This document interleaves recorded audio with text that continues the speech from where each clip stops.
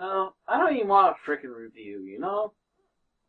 It's already been kind of a shit week already. Like, I really want to do something else that's probably going to be disappointing. Another piece of schlock movie, another tokusatsu that I over enjoy and still can't get around to any other Japanese movies.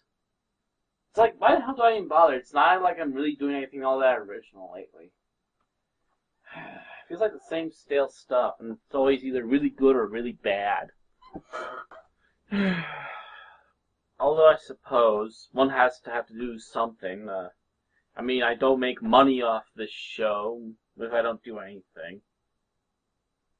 Oh, what I got here? Night Stalker, Night Strangler, not right away. Hold on to that. Excalibur, too pretentious. Not in the mood for it.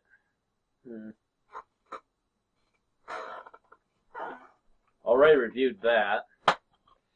Oh. What's that?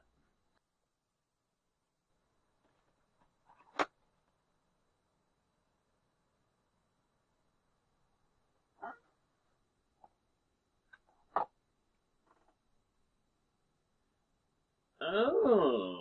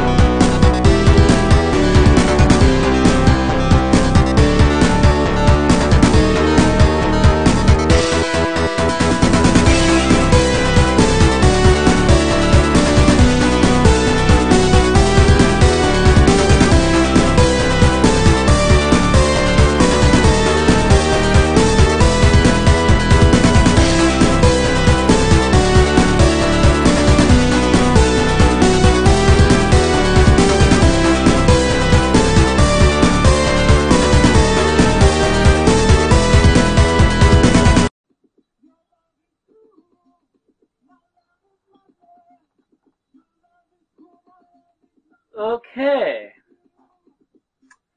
So yeah, Feeding Frenzy. Different. Oh, what to say about this thing? Hold on to that crazy song.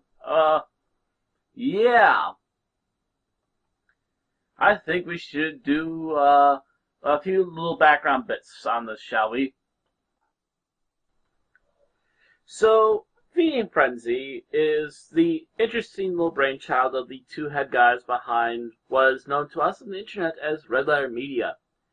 Red Letter Media mostly does reviews these days. They have two shows in particular. They have Plinkett Reviews, which follows the strange point of view of a very bizarre, twisted old man named Plinkett. And their big claim to fame was doing the Star Trek and Star Wars reviews, which have been pretty damn awesome. As a matter of fact, the last one, Star Wars Episode 3, managed to be just as long as the actual movie itself. But in the midst of doing all these reviews, they also have had other side projects. Feeding Frenzy would be one of those side projects which in particular kept Episode 3 from getting done sooner. So, the excuse to the madness, shall we say. Well, now that we got what the guys who made this are about, let's actually go at this movie, shall we? And I think even the DVD box set kind of says it, but does not tell you everything.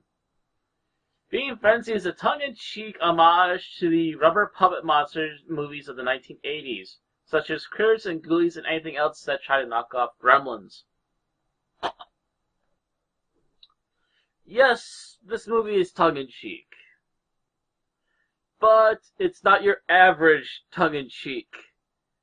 People are dying in this film. And it's equal parts silly as well as very dark.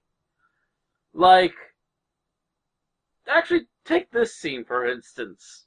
It was too late. I probably shouldn't have stopped at Taco Bell. 7 people had to die because of that. But boy, was it worth it. You see, okay, so before we go too much into what the film is like, let's at least cover the main synopsis of the plot without too much spoilers. Jesse is a idiot. Just point blank, simply, a lot of the characters are actually idiots in this movie, but Jesse is probably the biggest idiot of all of them. Jesse happens to be working at a hardware store, same hardware store, which I might also add, is owned by Mr. Plinkett. So, yeah, apparently, according to having Plinkett here, it's part of the same universe. Although I'm not sure how that works due to some of the events towards the end of the film, but again, spoilers. Mr. Plinkett pretty much gives Jesse a whole lot of shit almost all the time. And it's mostly apparently due to the fact that he has some sort of dirt on Jesse, although it's never really explained until the very end, and which again is important to the very small plot, so no spoilers. But due to this dirt that he has on Jesse, he continues to give Jesse not only a really shitty time, just verbally abusing the hell out of this kid, but also forcing him to clean up a lot of the nastier messes that I've made. Turns out there's a lot of strange stuff going on of late, from now, this goes all the way back. Mr. Plinkett asking for and destroying a tape. And that just gets more curiosity out of Jesse because, to be honest, he wants as much dirt on Mr. Plinkett as possible just so he can even the playing field. That would even up a dirt field. However, while he's working, a man who apparently left his checkbook behind causes Jesse to have to look through the lost and found. After finding the checkbook, he also finds a bag from a character that we saw really quickly earlier, who has been through some rather dark things and was sent right to the streets again due to Jesse doing something really stupid. Our love is hot. Yeah, that. Our love is hot. Your love is Okay, yeah, there's some very, very awkward moments in this film. That aside, he sees that the girl's bag is in the lost and found, which is very, very odd. Because there's no way this woman will be anywhere without that bag because it's pretty much her everything. This leads Jesse to talk to his wannabe girlfriend, Christine. Wannabe in that he wants her to be, but she's already involved with another guy who's like this perfect mixture of preppy, jock, Hey Jesse, how are you? heavy Hey, Christine. thinker kind of guy. Like, he's been? like perfect in every We're all way red. that you could possibly think of Yeah, someone well, to I be get kinda perfect nervous. in something. He's very intelligent, he's very strong, he's very athletic, he's the nicest guy in the universe, and all this other shit, and it's the kind of thing that makes you want to fucking kill him. We'll get to that. Long story short, the three of them head back to the hardware store because Jesse also remembers the fact that he keeps hearing stuff in the basement, but has yet to ever be able to get into there due to the fact that the door is locked and no one's really needed him to go in there for anything. After breaking in, they notice that there's a TV with nothing but static, a easy chair, a couple of boxes that have blood all over them, and then another big wooden crate in the back. Checking the boxes closer, they find some paperwork that pretty much states that these boxes were originally some sort of cattle meat, and that they were no longer able to sell the low-end meat to Plinkett, which is when they keep hearing things coming out of the box. They start to pry it open when Mr. Plinkett shows up. They're just constantly asking him what's in the box, Mr. what the hell's Plinkett, all oh, this, okay, we were and he's just like, you wanna know what's in the box? Go ahead, open the box. So preppy, perfect boyfriend pops open the box, and probably gets captured by the monster and starts to be chopped to bits. Perfect equals dead. So that's all I'm gonna give away as the plot.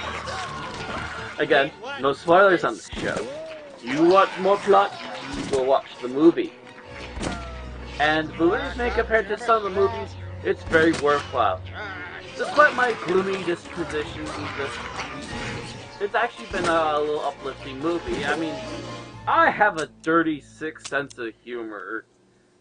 And, I mean, I like the Critters movies, the Gremlins, the Ghoulies, But also, I like some of the bizarre twisted shit, like, say, Killer Clowns from Outer Space. This is right up that alley, only it goes even more tongue into the cheek. I don't think there's been more than 5-10 minutes that I didn't have at least a little chuckle at something that happened on screen. Either it's just the way that people are acting and they purposely act that way, or it's the lines that they use, or the things that they just plain and simple do. It's just a twisted little movie, and it has fun with every single moment that it possibly can. The monsters are obviously very low budget, but as low budget as they are, that just means that they're having more fun playing with these things. And obviously they made quite a few of these so that they can get drilled up, tossed around, put on strings and dangled about and everything else in between so that they could get whatever the effects they needed out of these creatures. The actors obviously are very much in with the joke, as well as the directors/writers for this film.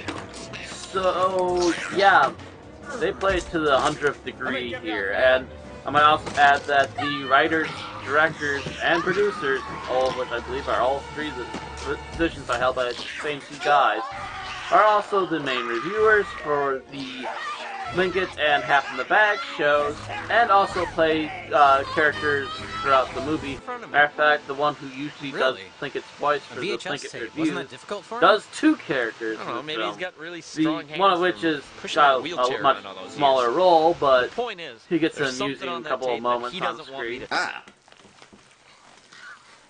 How does this go? Yeah, that happened. So anyway, Really sorry. very dark movie with a massive sense of humor over the top. Very tongue-in-cheek little creature movie, and I love it. This is freaking awesome movie, guys. Sorry, this thing. Just absolutely hilarious. I would love to see more.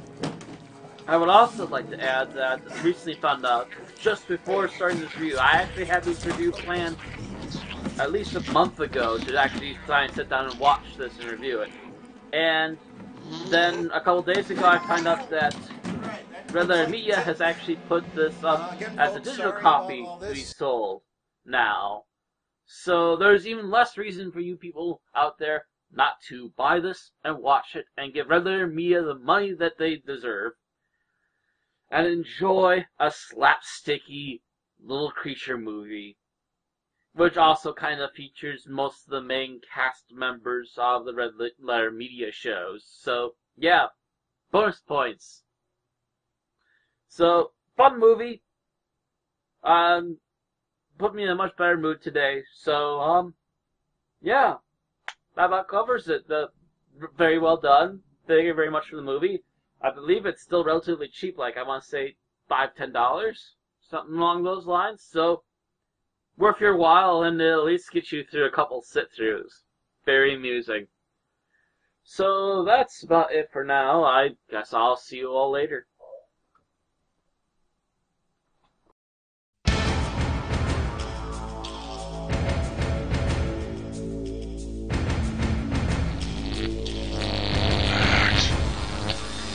I know you're in there. I'm going to come for you.